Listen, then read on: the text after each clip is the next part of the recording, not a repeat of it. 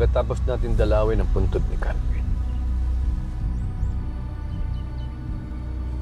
pupuntahan naman natin ang puntod ni Hilda.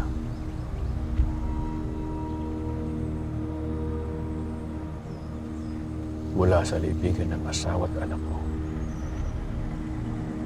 ibabang ko ang mas malakas na golden score.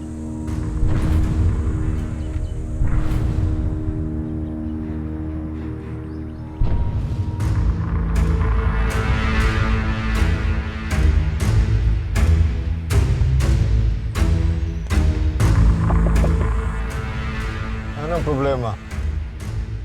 Senyor, kailangan niyo makita po doon ni Calvin.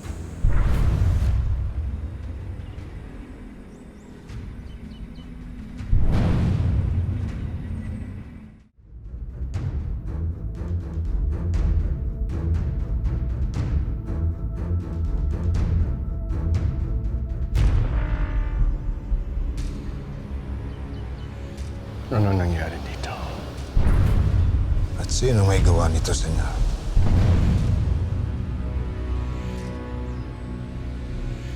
Tawagin niyo yung bantay!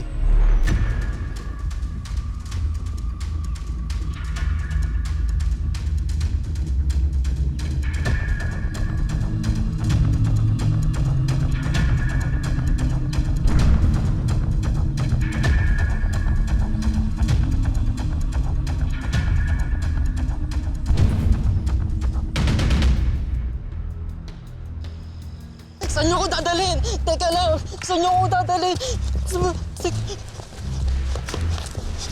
Mahawa po kayo sa akin. Ano pong kailangan niyo? Huwag kang matakot at may tatanong lang si senyor sa'yo. Oo po, oo po. Pinakalibing dito. Saan napunta? Sino may gawa nito? May nakita po akong mga lalaki rito. Mga armado po sila. Sila pong nagtibag ng bangkay na. Sila pong nagtibag ng libingan na to para kunin po yung bangkay. Mga lalaki, nakikilala mo. Hindi ko po sila kilala. Pero narinig ko po yung isa. Tinatawag niya po yung pinaka-leader nila na Amang. Opo, Amang po. Sige na. Pagkabi na yan. Oo. Abang papahukay niyo yung bangkay?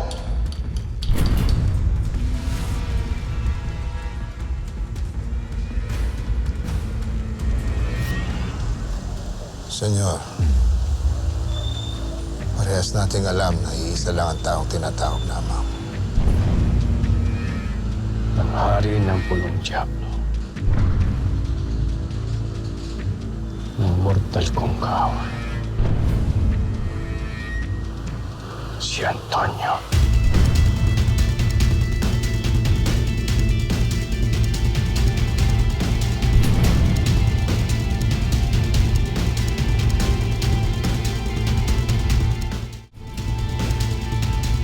Ano ang balak ni Antonio sa bangkay ng anak ko?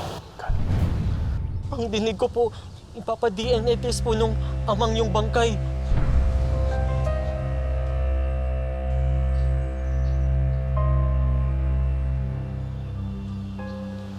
DNA test.